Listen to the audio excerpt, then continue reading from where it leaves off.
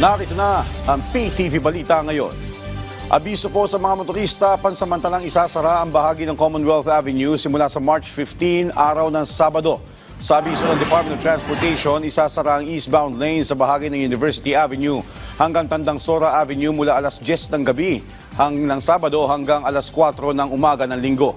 Ayon sa ahensya, ito'y upang bigyan daan ng konstruksyon ng foot steel bridge para sa MRT-7. Pinapayuhan ng mga motorista na dumaan muna sa mga alternatibong ruta. Samantala, nasunog ang kabundukang sakop ng Barangay Pundakit sa San Antonio, Zambales. Ayon sa Bureau of Fire Protection, San Antonio, alas 11 ng umaga ng Lunes nang magliyab ang bundok. Idineklara itong fire under control ng 12:30 o alas 12:30 ng hating gabi ng Martes. Upang matiyak na hindi nasisiklab ang apoy, patuloy ang monitoring ng BFP sa lugar. Nilinaw din ng BFP San Antonio na walang bahay na nadamay sa sunog.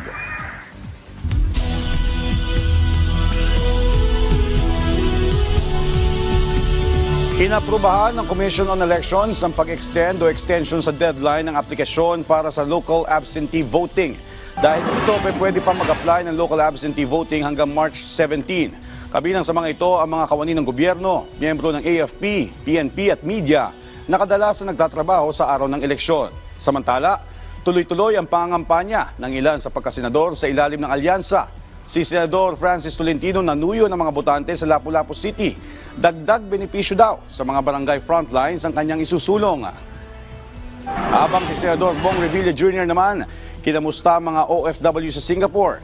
Nakipagpulong siya sa ilang Filipino leaders doon upang bigyan diin ang mahalagang batas na kanyang naipasa, gaya ng Free College Entrance Examination Act, Expanded Centenarians Act at Kabalikat sa Pagtuturo Act.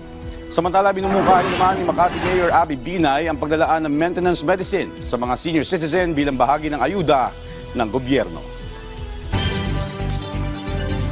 At yan ang mga balita sa oras na ito. Para sa iba pang updates, follow at ilike kami sa aming social media platforms sa @PTVPH.